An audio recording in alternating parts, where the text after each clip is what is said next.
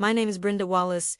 I'm 62 years old. And I found out my daughter-in-law was planning to drug me into a mental institution so she could steal my life savings. And I discovered it all because of a dry cleaning receipt in a coat pocket. I know what you're thinking. How does something like that even happen? How does a woman who built a successful interior design business from nothing, who prided herself on reading people and spaces, miss something so monstrous happening right under her nose? That's exactly what I asked myself every night for weeks after I found that receipt. But I'm getting ahead of myself. For most of my life, I thought my greatest achievement was my career. Starting with nothing but an eye for color and a borrowed sewing machine, I built a design firm that celebrities called when they wanted their homes featured in magazines. My bank account showed $2.5 million, every dollar earned through 16-hour days and bleeding fingertips. But if you'd asked me what I was most proud of, I would have said my son Michael, watching him grow into a man, marry a beautiful woman, build what looked like a perfect life. That's the thing about perfect lives, though. Sometimes they're just perfect lies wrapped in designer clothing. It started so innocently, just a daughter-in-law asking her mother-in-law for a simple favor. "Mom, Brenda, would you mind picking up my coat from the cleaners? The Burberry one? I'm absolutely swamped today."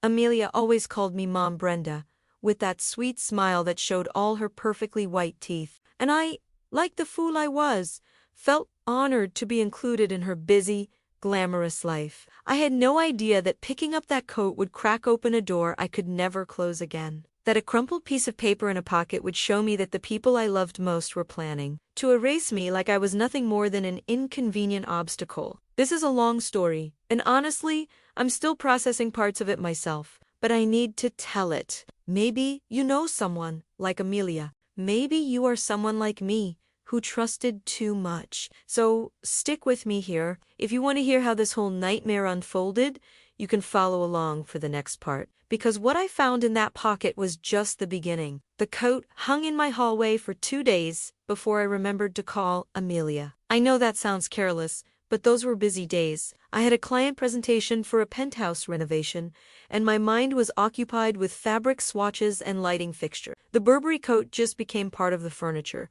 another expensive thing in a house full of expensive things. It was Thursday evening when I finally picked up the phone, but as I reached for it, I felt something in the coat pocket. Something crinkled under my fingers. My first thought was that Amelia had left money there. She was always so careless with cash, pulling out $100 bills like they were But when I pulled out the crumpled paper, I saw it was a receipt. A pharmacy receipt. The paper was soft, like it had been handled many times, or maybe like someone had nervously clutched it in their fist. I almost threw it away without reading it. Almost, but something made me smooth it out on my kitchen counter. Patient name, Brenda Wallace. Medication, lorazepam 2 milligrams quantity, 90 tablets. Prescribing physician, Dr. Harrison Chun. Date filled, October 3rd. I read it 3 times. Then I read it again. My hands started shaking, and I had to set the receipt down on the counter because I was afraid I'd tear it. The overhead lights in my kitchen suddenly felt too bright, making my eyes water. Or maybe that wasn't the lights at all. I didn't have a prescription for lorazepam. I didn't even know what lorazepam was. And I had never been to a Dr. Harrison Chun in my entire life. The rational part of my brain tried to make excuses. Maybe it was a mistake. Maybe the pharmacy had mixed up receipts. Maybe Amelia had picked up something for someone else and they'd accidentally printed my name. But that rational voice got quieter and quieter as I stared at that piece of paper, because I knew Amelia's coat. I'd complimented her on it a dozen times. It was her favorite, the one she wore constantly. The one she'd shown me the price tag on with that little laugh that said, "Isn't it ridiculous, but also aren't I worth it?" And this receipt had been in her pocket. I picked up my phone and called the pharmacy. The number was printed right there at the top of the receipt, like it was daring me to check. "Bright Care Pharmacy, how can I help you?" My mouth felt dry. "Hi, yes. I'm calling about a prescription that was filled on October 3rd. The patient name is Brenda Wallace. One moment, please." The sound of typing. "Yes, I see that here. Lorazepam? Is there a problem with the medication? Can you tell me? Was I the one who picked it up?" "Marty, typing." A pause. "According to our records, it was picked up by the patient. You came in around 2 in the afternoon. Can you describe the woman who picked it up? The pharmacist's voice became cautious.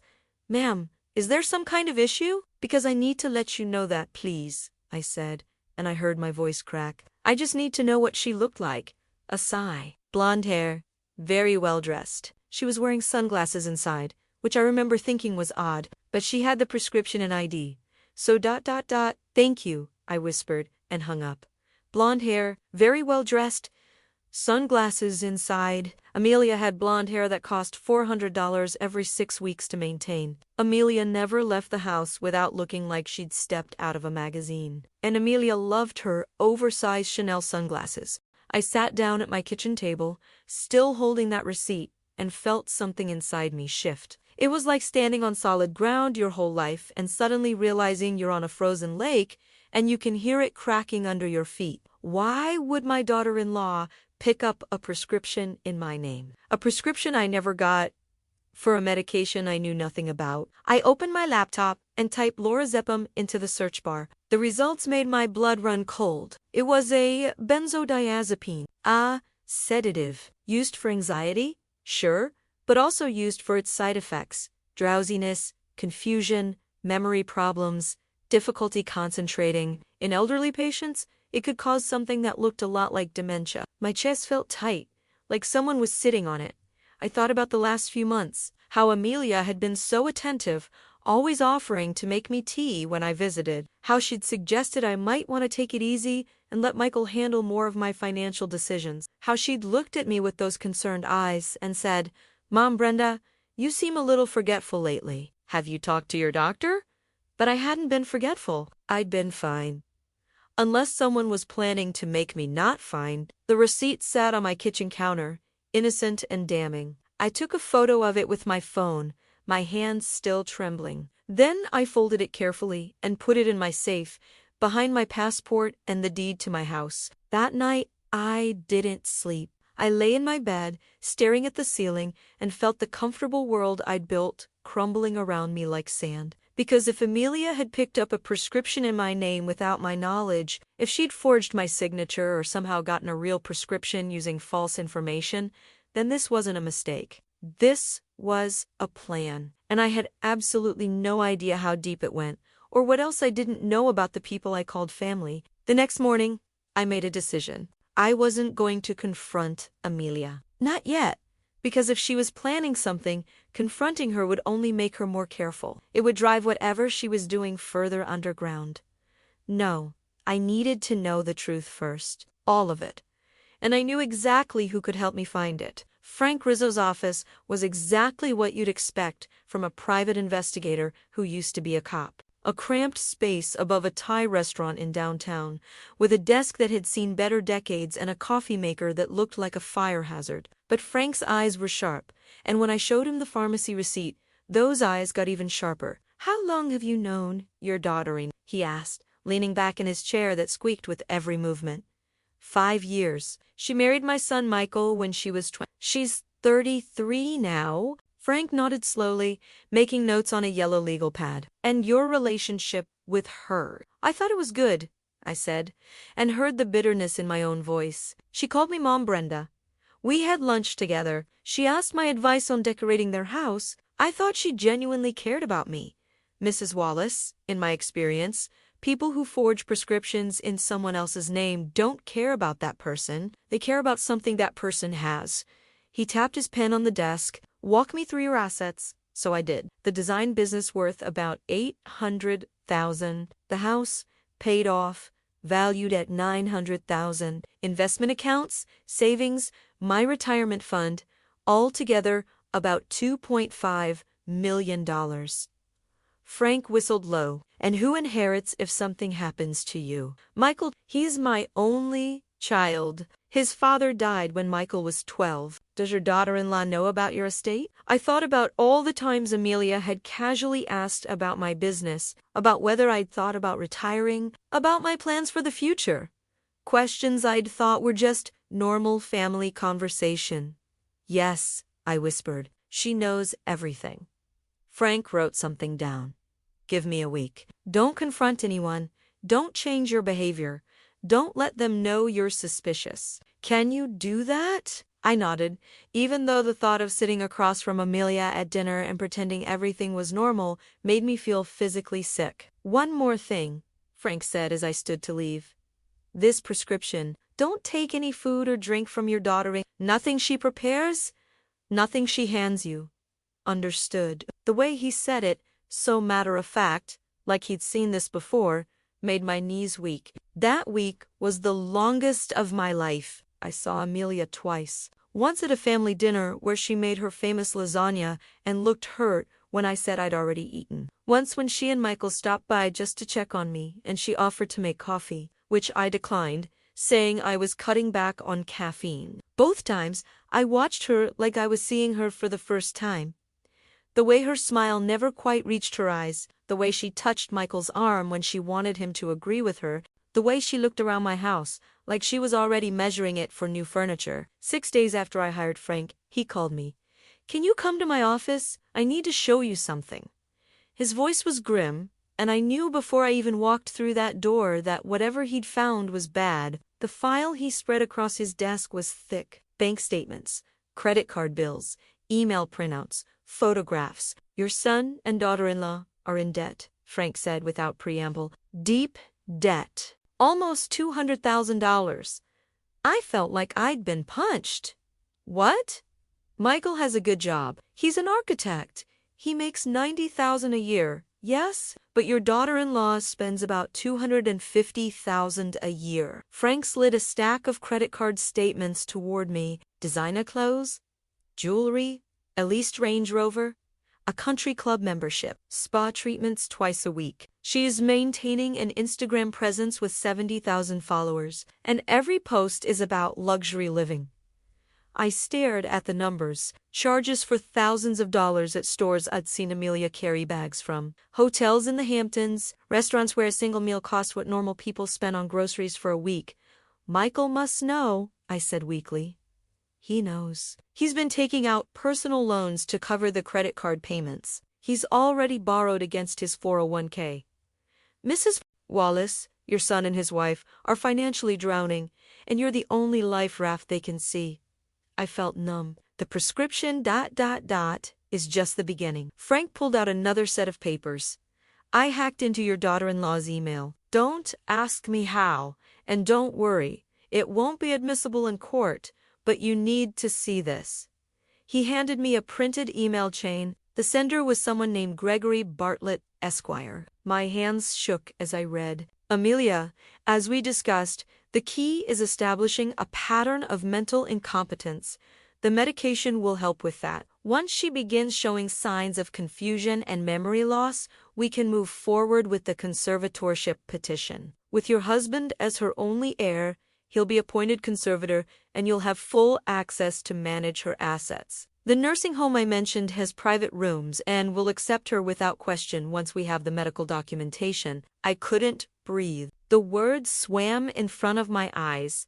There was more. Email after email, laying out a plan in horrifying detail. "Start administering the medication slowly, mixed into drinks or food during family gatherings. Document any concerning behavior. Have Michael express worry to neighbors and friends. Get Brenda to sign a power of attorney just in case something happens. Once the medication built up in her system enough to cause noticeable cognitive effects, petition the court for emergency conservatorship, sell the business, sell the house, move all assets into accounts Michael controlled. And then, once everything was transferred, I would have an unfortunate decline that would require full-time care in a memory facility." "There's more," Frank said quietly, and pulled out another document. "This is an email your daughter-in-law sent to a real estate agent last week. She was asking about the market value of your house and how quickly it could be sold after, and I quote, my mother-in-law's upcoming transition to assisted living." The room tilted. I gripped the edge of Frank's desk. "She's already planning it. She's already spending money she doesn't have because she thinks she's about to get yours." Frank's voice was gentle now, like he was talking to a victim at a crime scene. Which, I realized, I was. "And Michael?" I asked, though I wasn't sure I wanted to know the answer. Frank pulled out one more email. This one was from Michael to Amelia. Are you sure about this? I don't know if I can look her in the eye and pretend everything's normal. She's my mother. Amelia's response: your mother is sitting on millions while we're drowning. She won't even notice the medication, and she'll be comfortable in the facility. She's getting older anyway. We're just moving up the timeline a little. Think about our future, baby. Think about the life we deserve. Michael's reply, sent 2 hours later. Okay. I trust you. Just tell me what I need to do. Something broke inside me then, not shattered, but cracked clean through, like ice splitting. My son, my baby boy, who I'd raised alone after his father died, who I'd worked myself to exhaustion to put through college, who I'd been so proud of. He knew what she was planning, and he'd agreed to it. Mrs. Wallace? Frank's voice seemed to come from very far away. I looked up at him, and I saw the pity in his eyes. That made me angry. I didn't want pity. What do? I asked, and my voice sounded strange, cold and flat. You go to the police. This is fraud, forgery, conspiracy. These emails are evidence. They'll arrest her, probably arrest your son too as an accomplice. I thought about that. Thought about my son in handcuffs. Thought about the trial, the public humiliation, the news stories. Thought about being the sad old woman whose family tried to rob her. No, I said slowly. Not yet. Frank raised his eyebrows. Mrs. Wallace, when is this supposed to start? The medication? Frank flipped through the emails. According to this, they're planning to start at your birthday dinner next month. Your daughter-in-law insisted on hosting it. She told your son it would be the perfect opportunity because there would be witnesses to see you acting. Confused after she's been giving you the drugs in your drinks throughout the evening? My birthday dinner. They were going to drug me at my own birthday dinner. The rage that filled me then was unlike anything I'd ever felt. It was clean and cold and sharp, like a surgical knife. Then I have a month, I said. A month for what? I looked at Frank, and I saw understanding dawn in his eyes.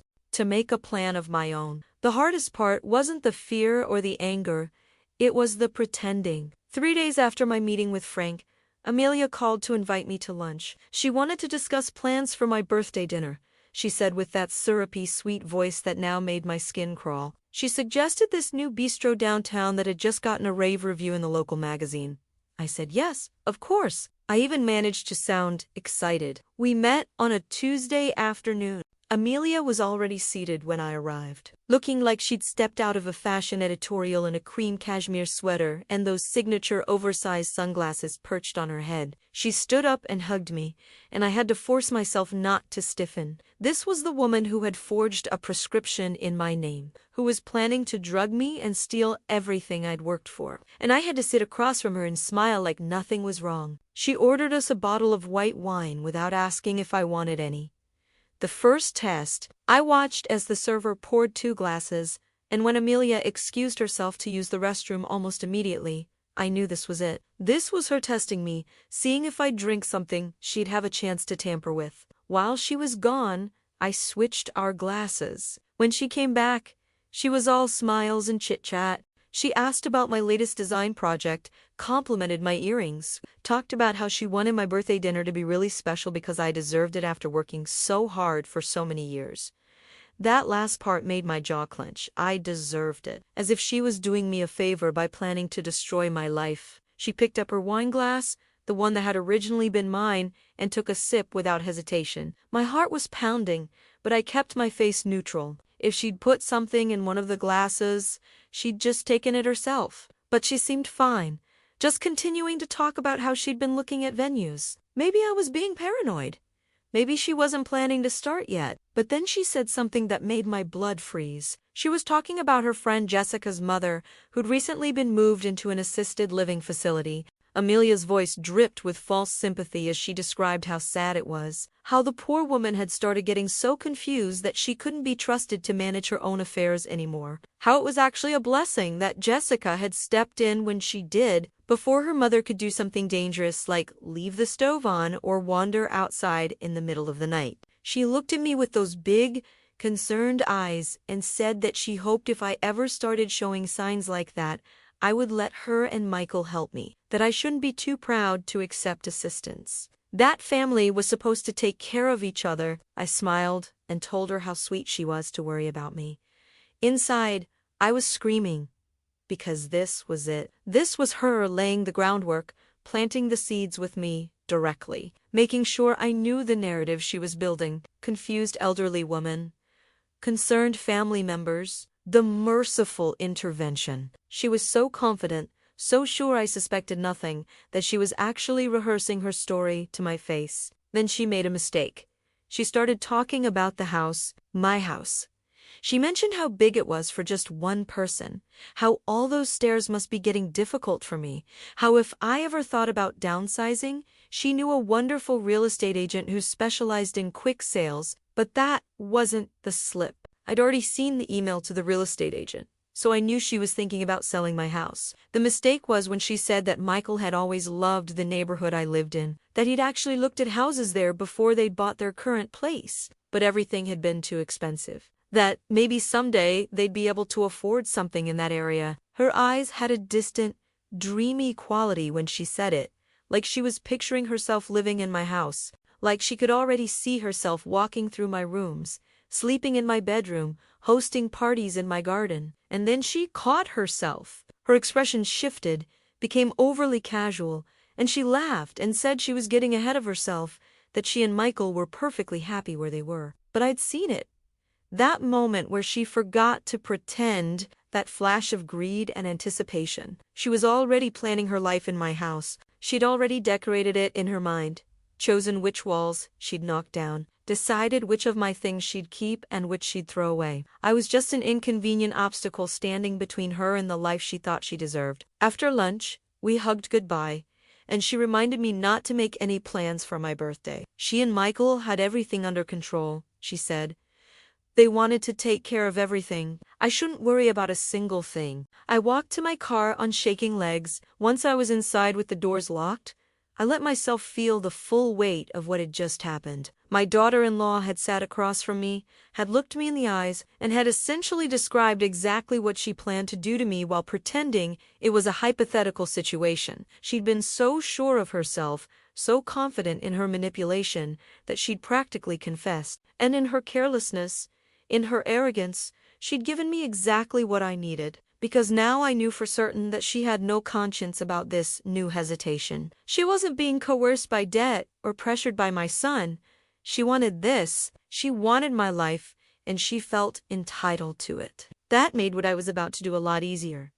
I drove straight to Frank's office. He was eating takeout at his desk when I walked in, but he took one look at my face and pushed the food aside. I told him everything. The lunch, the switched glasses, the story about Jessica's mother, and most importantly, that slip about my neighborhood and Amelia's dreamy expression when she talked about maybe living there someday. Frank leaned back in his chair and smiled.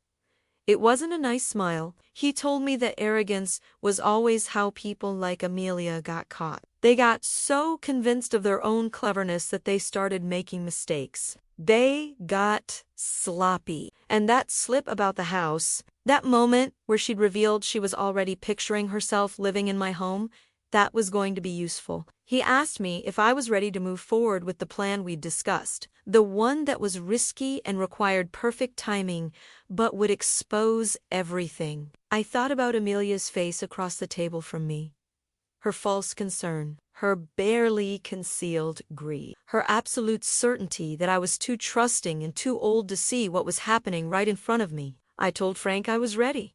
He nodded and pulled out a file. Inside was everything we needed to turn the tables. But it all depended on me being able to keep up this act for 3 more weeks. 3 more weeks of pretending I didn't know that my family was planning to erase me. 3 more weeks of playing the role of the naive, trusting mother-in-law who had no idea she was walking into a trap. The difference was, I wasn't walking into their trap anymore. I was building one of my own. The first thing I needed to understand was why, not just a surface reason. The debt and the Instagram lifestyle and the greed. I needed to know what made Amelia think she could do this to another human being and sleep soundly at night. Frank had given me copies of everything he'd found, and I spent an entire weekend going through it all. Every email, every bank statement, every social media post. I was looking for the moment when my daughter-in-law decided I was expendable. I found it in an email from 2 years ago. Amelia had written to her sister, complaining about a family gathering at my house. She described me as old-fashioned and uptight, someone who didn't understand modern life. She said I'd made a comment about her spending habits, suggesting she and Michael should save more for the future. Her words dripped with contempt.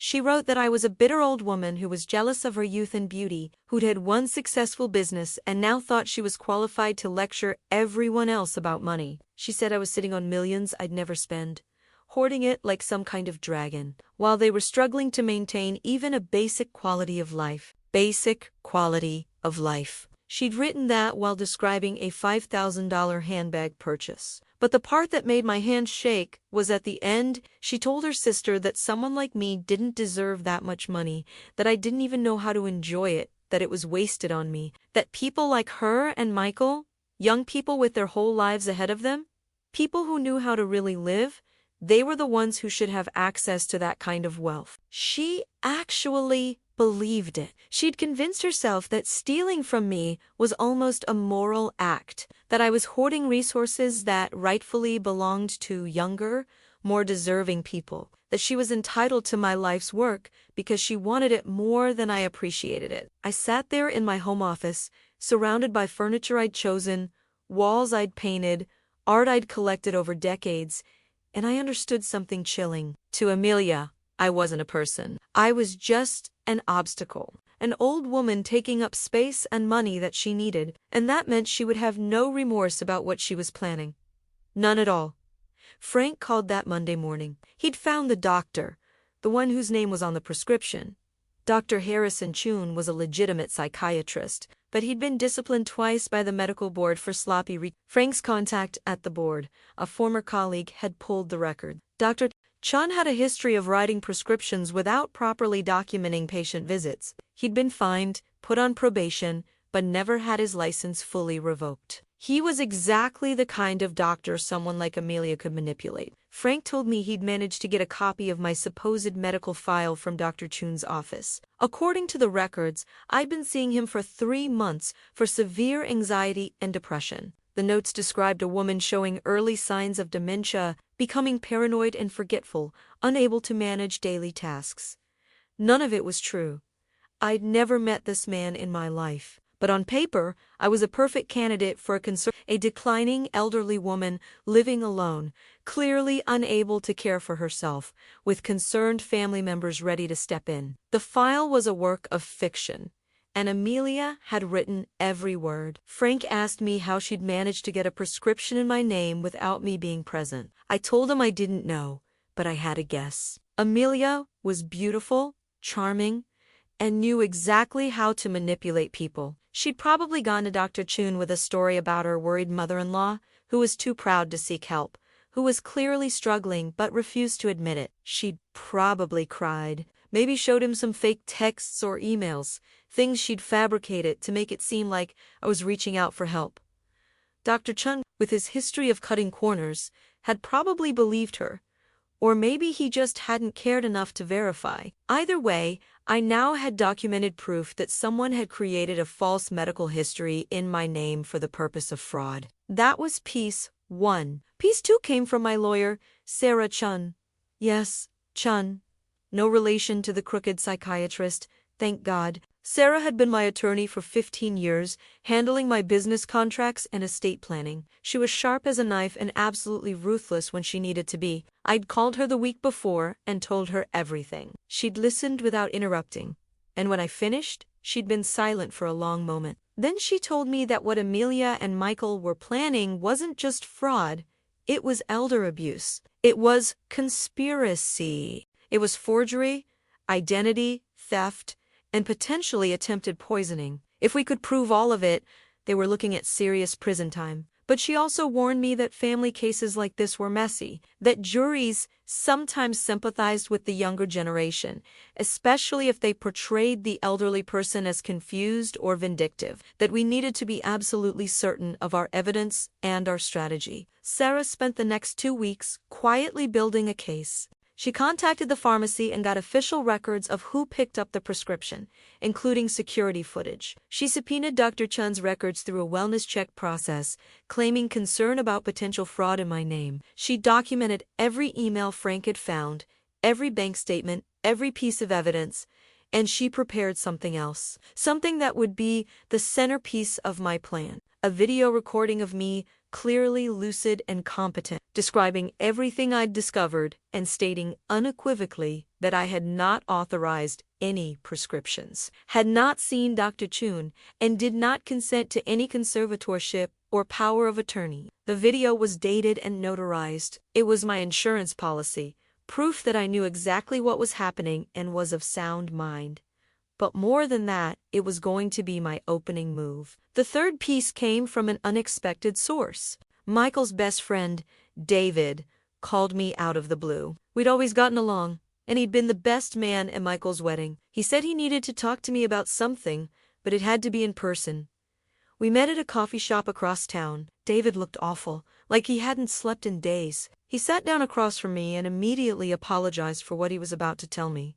He said that Michael had been different lately, stressed, anxious, not himself. They'd gone out for drinks the week before, and Michael had too much whiskey and started talking. Started saying things David wished he could unhear. Michael had told him about the plan, not all of it, but enough. He'd talked about how Amelia said they needed to act soon. Before I changed my will or moved my money somewhere, they couldn't access it. He'd said that Amelia promised it would be easy, that I'd never even know what was happening, that I'd just think I was getting old and forgetful. David told me he'd tried to talk Michael out of it, tried to tell him it was insane, that it was criminal, that it would destroy him. But Michael had just shaken his head and said he was in too deep now, that Amelia had already set everything in motion, and if he backed out now, she'd leave him. He was more afraid of losing his wife than of betraying his mother. David looked at me with tears in his eyes and told me he was so sorry, that he should have called me immediately, but he'd hoped Michael would come to his senses, that he'd never imagined they'd actually go through with it. I thanked him. I told him he did the right thing by telling me now, and then I asked him if he'd be willing to testify to this conversation if it came to that. He said yes without hesitation. That was piece 3. A witness. Someone who could testify that Michael had confessed the plan to him, that he knew exactly what Amelia was doing and had chosen to participate. It meant Michael couldn't claim later that he'd been manipulated or kept in the dark. He knew. He'd always known. By the end of week 3, I had everything I needed. The fake medical records, the prescription fraud, the emails detailing the plan, the financial documents showing the debt and the motive, the security footage from the pharmacy, Sarah's legal filings, ready to go.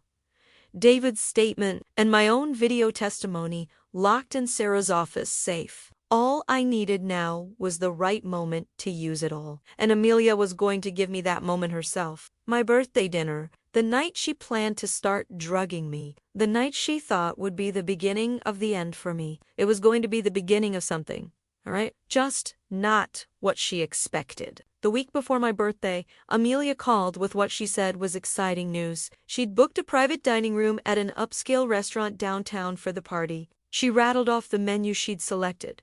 The wine pairings, the guest list of about 20 people, family and close friends. She told me she wanted this to be a night I'd never forget. The irony wasn't lost on me, but something in her voice made my instincts flare. She sounded too excited, too eager, like a child on Christmas morning who couldn't wait to open presents. I realized then that this wasn't just about the money for her anymore. She was actually enjoying this, the planning, the manipulation, the performance.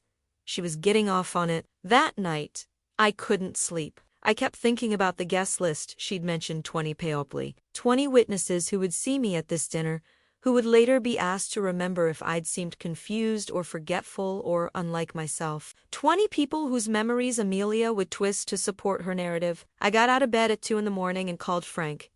He answered on the third ring, his voice rough with sleep, but he didn't complain. I told him I needed to know exactly what Amelia was planning for that night. Not just the general plan, but the specifics. How she was going to administer the medication, when, what she expected to happen. Frank was quiet for a moment. Then he told me he'd see what he could do. 3 days later, he called me back. He'd managed to access Amelia's personal laptop through a spyware program that I definitely didn't want details about. What he'd found was a document titled BD Plan that laid everything out in meticulous detail. BD, birthday.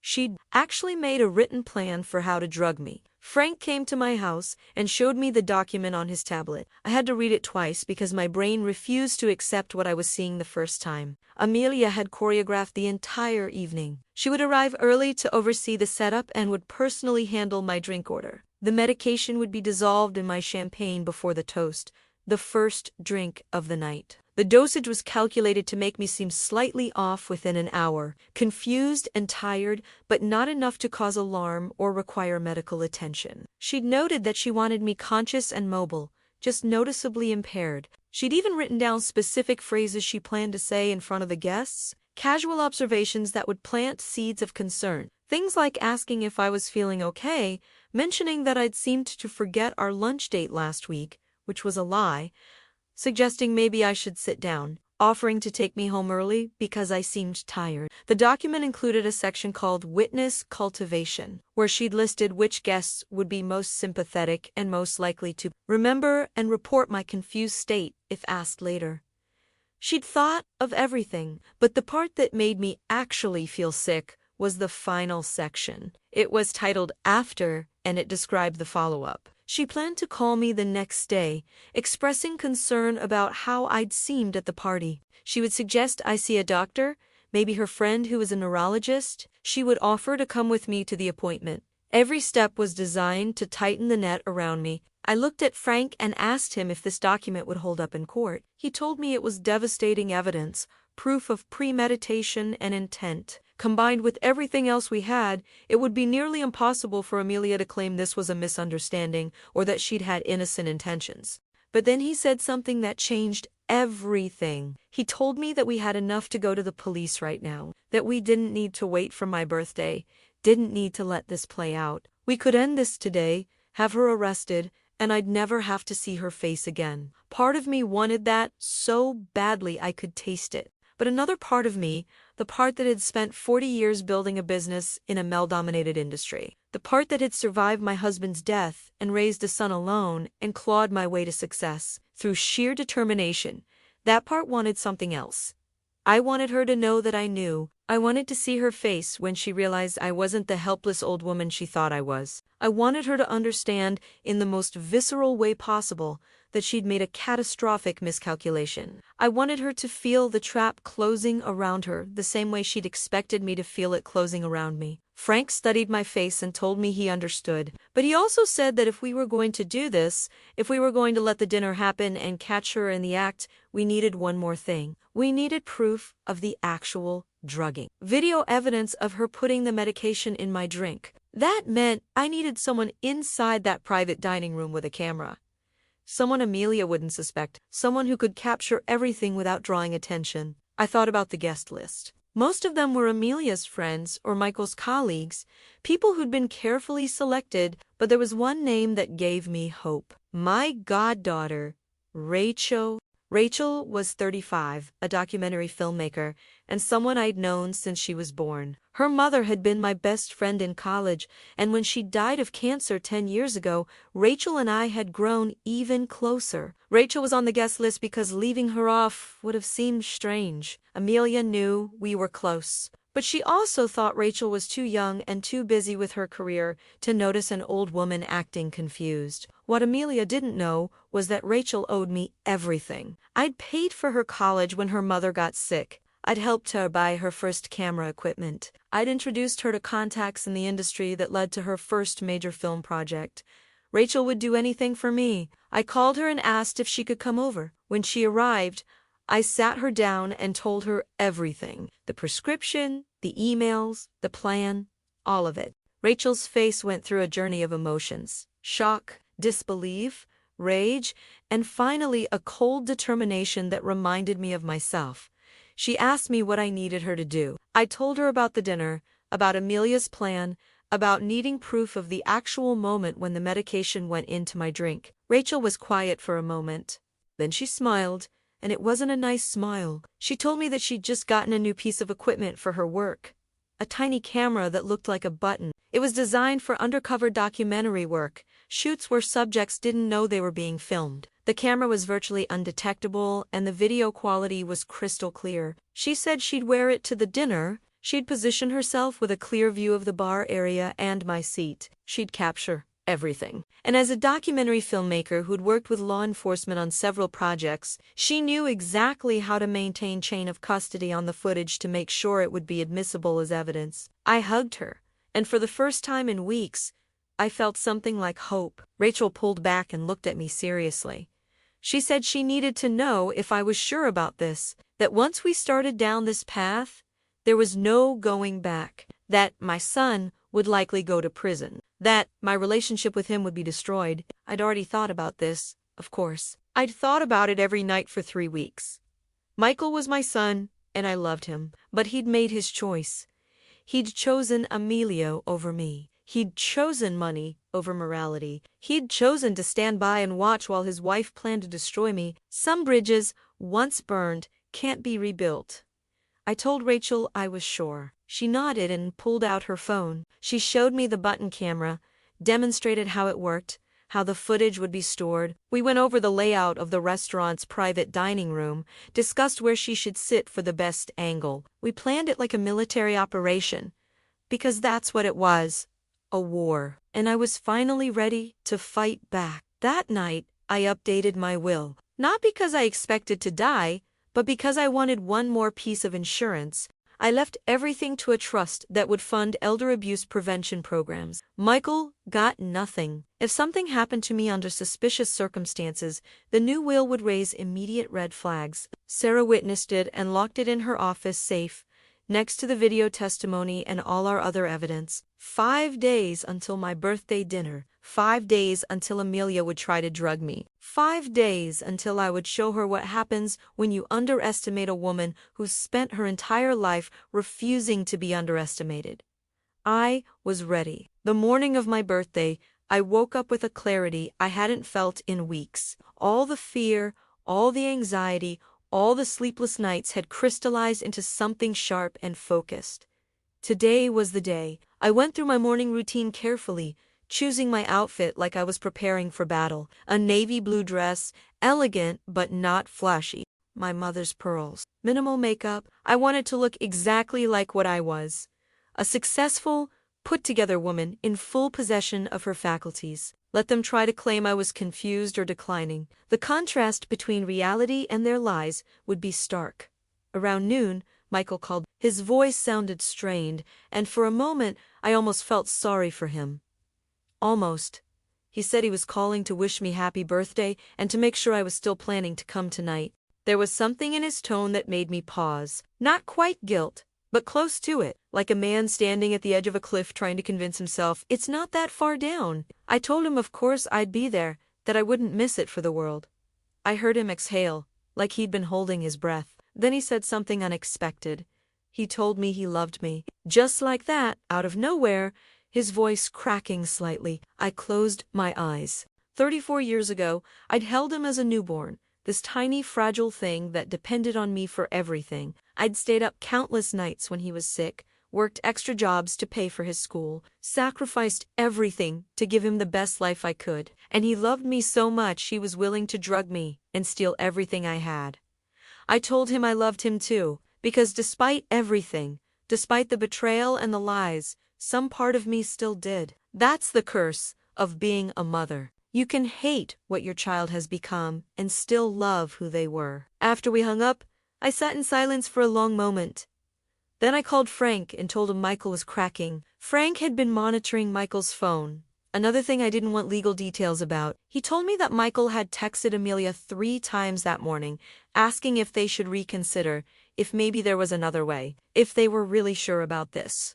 Amelia's responses had been cold and dismissive. She'd told him it was too late to back out now, that everything was set up, that he needed to grow a spine and stop being weak. She'd reminded him that they were drowning in debt, and this was their only option. And then she'd sent one more message that Frank read to me, word for word. She'd written that if Michael backed out now, she would leave him, that she didn't marry him to be poor. that she deserved better than struggling while his mother sat on millions, that if he really loved her, he'd prove it by going through with the plan. Frank said that Michael had responded after an hour. Just 2 words, "I'm in." So that was it. Michael wasn't being controlled or manipulated. He'd made his choice, and his choice was Emilio. His choice was money.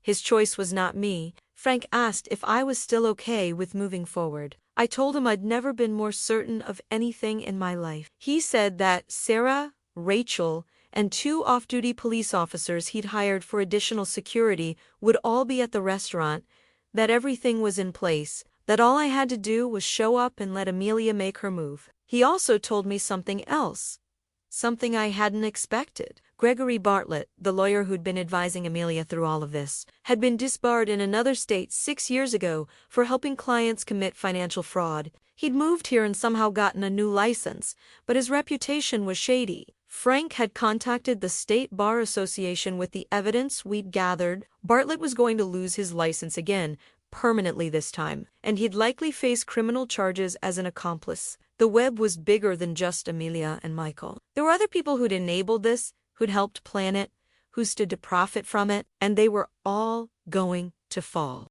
At 6 o'clock, I got in my car and drove to the restaurant. My hands were steady on the wheel.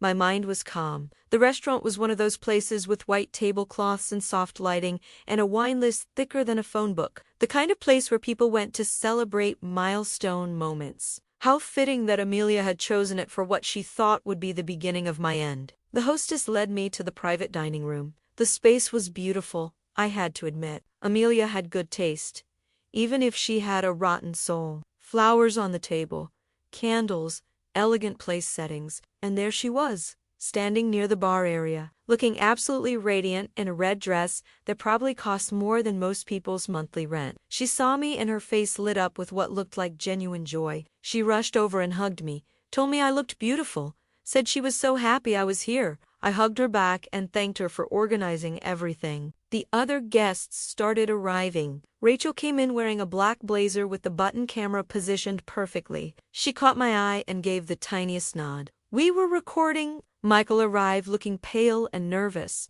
He kissed my cheek and wished me happy birthday, but his eyes wouldn't meet mine. I squeezed his hand and told him I was glad he was here. The room filled with people.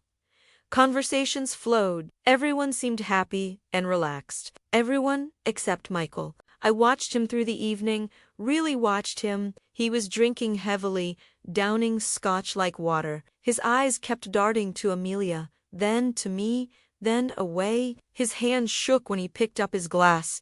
And Amelia noticed. About 30 minutes into the party, before dinner was served, I saw them in the corner. Amelia had pulled Michael aside, and even though I couldn't hear what she was saying, her body language was clear. She was angry. Michael was shaking his head, and she grabbed his arm hard enough that he flinched. Her mouth moved rapidly, her face tight with fury. Then she took a breath, smoothed her dress, and walked away from him with a smile back on her face. But the mask had slipped. Just for a moment, everyone in the room had seen it. Rachel had definitely caught it on camera. Michael stood alone in the corner for a minute, looking like a man at his own execution. Then he walked to the bar and ordered another drink. The bartender began preparing champagne glasses for the toast. This was it. This was the moment. I watched Amelia move toward the bar with the casual grace of someone who'd done this 100 times in her mind. She said something to the bartender, who nodded and stepped away to get something from the back. And then, with her back to most of the room but perfectly visible to Rachel's camera, Amelia pulled a small pill case from her purse. She glanced around quickly, then opened it and tipped something into one of the champagne glasses. The glass she'd specifically had the bartender set aside for me. She stirred it with her finger, then wiped her hand on a napkin and dropped it in a nearby trash can. Rachel caught all of it. The bartender came back, and Amelia smiled at him, said something that made him laugh. He started filling the other glasses. My heart was pounding now, but not with fear, with anticipation. Amelia picked up my doctored glass herself and brought it to me, along with her own glass. She handed mine to me with both hands, like it was precious. She suggested we do a toast before everyone sat down for dinner. Everyone gathered around with their glasses. Michael stood apart from the group, his face ashen. Amelia raised her glass and started to speak. She talked about how wonderful I was, how much she admired me, how grateful she and Michael were to have me in their lives. She said I was an inspiration, that I'd shown them what it meant to work hard and build something meaningful. Every word was a lie wrapped in sugar. She said she hoped I'd have many more years of health and happiness ahead of me. The irony was so thick I could choke on it. Everyone raised their glasses. I raised mine, too. And then I looked at Amelia, really looked at her, and I smiled. It wasn't the smile of a confused old woman. It wasn't the smile of a trusting It was the smile of a woman who knew exactly what was in her glass and exactly what was about to happen next. For just a second, I saw confusion flicker across Amelia's face, like she'd heard a sound she couldn't quite identify, a warning bell in the distance. But it was too late. The trap was already closing. I held the champagne glass up to the light, like I was admiring the bubbles. Everyone was watching me, waiting for me to drink so they could toast. Instead, I set the glass down on the table. The room went quiet in that way spaces do when something unexpected happens. A held breath, a pause in the music. Amelia's smile faltered. She asked if something was wrong with the champagne. I told her no, nothing was wrong with the champagne. But I wanted to show everyone something before we toasted. I walked to the corner where Rachel was standing, and she handed me her phone. On it was the video she'd just recorded, queued up to the exact moment Amelia had slipped something into my glass. The confusion on Amelia's face shifted to alarm. She started to say something, but I held up my hand. I told everyone I had something to share, that before we celebrated my birthday, there was a situation we needed to address. I walked to the front of the room where a large television was mounted on the wall. Rachel had already set up the connection. With a few taps, the video from her button camera appeared on the screen. Everyone watched in complete silence as the footage played. Amelia at the bar. Amelia looking around. Amelia pulling out the pill case. Amelia dropping something into my champagne glass. Amelia stirring it with her finger. The video was crystal clear. There was no room for interpretation, no way to explain it away. When it ended, I looked at Amelia. All the color had drained from her face. Her mouth opened and closed like a fish out of water. She said it wasn't what it looked like, that she could explain. I told her I was sure she could try. Then I pulled out my phone and played a different video, the one I'd recorded weeks ago with Sarah, the notarized testimony. On screen, my voice was calm and clear as I explained everything I'd discovered. The forged prescription, the fake medical records, the emails detailing the plan to drug me and steal my assets. The conspiracy to have me declared incompetent and institutionalized. I listed every single crime they'd committed. Fraud, forgery, identity theft, elder abuse, conspiracy, attempted poisoning. The guests stood frozen, watching the television like it was a horror movie they couldn't look away from. When that video ended, I asked Frank and Sarah to join me at the front of the room. They'd been sitting quietly among the guests, and now they stood on either side of me. Frank introduced himself as the private investigator I'd hired. Sarah introduced herself as my attorney, and then I had them distribute copies of the evidence to everyone in the room. The pharmacy records. The security footage of Amelia picking up the prescription in my name. The emails between Amelia and her disbarred lawyer. The bank statements showing the debt. The fake medical file from Dr. Chun. Michael's text messages to David, confessing the plan. Every guest got their own folder, like party favors from hell. I looked at Amelia and told her I knew everything, that I'd known for weeks, that every smile I'd given her, every time I'd played along with her concerned daughter-in-law routine, I was watching her dig her own grave. She tried to speak, but no words came out. Her perfect composure, that carefully maintained image, shattered completely. Tears started streaming down her face, ruining her makeup. She turned to Michael, like he could save her somehow. But Michael was staring at me with an expression I'd never seen before.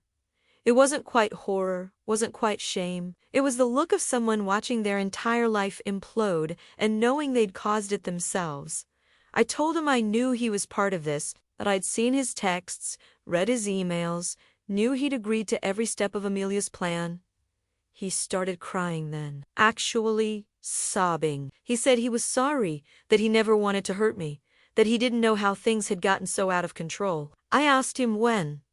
When exactly did things get out of control? Was it when he agreed to drug me? Was it when he helped create false medical records? Was it when he chose his wife's Instagram lifestyle over his mother's freedom? He had no answer. The other guests were looking around at each other, trying to process what they were witnessing. Some of them were crying, others looked angry. All of them looked shocked. I told everyone that I'd invited them here tonight because Amelia had wanted witnesses. She'd wanted people who would later testify that I'd seemed confused and impaired at my birthday dinner. She'd specifically chosen people she thought would be sympathetic to her story, but now they were witnesses to something else entirely. They'd seen her drug my drink. They'd seen the evidence of her conspiracy. They'd heard her husband confess.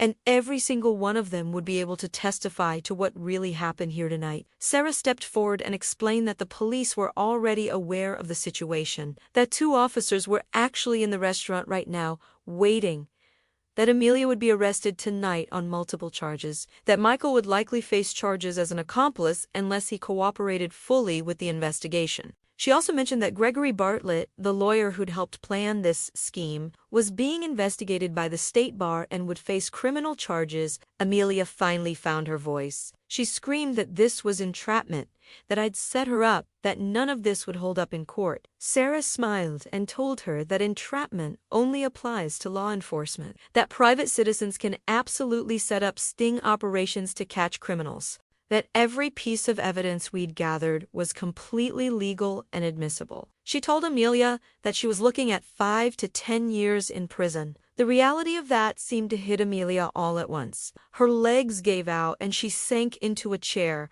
her head in her hands. Michael went to her, but she pushed him away violently. She screamed at him that this was his fault, that he'd ruined everything, that if he'd just grown a spine and done what she'd told him, none of this would have happened. That was when I saw it. The final crack in their relationship. The moment when they both realized their alliance had been built on nothing but greed and lies, and now those lies were burying them both. Michael looked at his wife like he was seeing her for the first time, like the woman he'd married had been replaced by a stranger. He told her he never should have listened to her, that he'd betrayed his own mother for her, that he'd destroyed his life for her. She laughed. Actually, laughed. A bitter, horrible sound. She told him he was pathetic, that she'd never loved him, that she'd married him because she thought his mother was rich and he'd be easy to manipulate, that he was weak and spineless and she couldn't believe she'd wasted 5 years of her life on him. The room was silent except for her words. Words that cut through whatever remained of their marriage like a knife. Michael stood there, tears streaming down his face, and I saw the boy I'd raised somewhere in that broken man. The boy I'd loved more than anything in the world. But that boy was gone, and the man who'd replaced him had made choices that couldn't be unmade. Frank signaled to someone at the door. 2 uniformed police officers entered the private dining room. Amelia saw them and started screaming, saying this was insane, that she wanted a lawyer, that we couldn't do this to her. One of the officers read her rights. The other one approached Michael and asked if he was willing to cooperate with the investigation. Michael looked at me one last time. His eyes were pleading, like he wanted me to tell him what to do, like he wanted me to fix this for him the way I'd fixed everything when he was a child. But I wasn't going to save him, not this Chini. He turned to the officer and said yes, he'd cooperate. He'd tell them everything. Amelia called him a coward and a traitor as they led her out in handcuffs. Her voice echoed through the restaurant as she was taken away, still screaming about lawyers and lawsuits and how she'd make us all pay. But her voice got quieter and quieter until finally it disappeared completely. The private dining room was silent. 20 guests stood there, holding folders full of evidence, looking like they'd just witnessed something they'd never forget. Because they had. I picked up my champagne glass, the one Amelia had doctored. I walked to the bar and poured it down the sink, watching the drugged liquid disappear down the drain. Then I asked the bartender for a clean glass. I poured myself fresh champagne and raised it to the room. I said that tonight hadn't gone the way any of us expected, but I was grateful to everyone who'd come, grateful to those who'd helped me, and grateful to still be standing here in full possession of my freedom and my fortune. A few people raised their glasses hesitantly, then a few more. And then everyone was drinking, the tension finally breaking. Rachel came over and hugged me. She whispered that she was so proud of me, that I was the strongest woman she'd ever known. I hugged her back and thanked her for being the daughter I'd never had. Frank and Sarah flanked me, and together we walked out of the restaurant. Behind us, I could hear the guests starting to talk, their voices rising in disbelief and shock as they processed what they'd witnessed. Outside, the night air was cold and clean. I took a deep breath and felt something release in my chest, something I'd been holding tight for weeks. It was over. Not the legal battle. That would take months. But the fear, the uncertainty, the feeling of being hunted in my own life, that was done.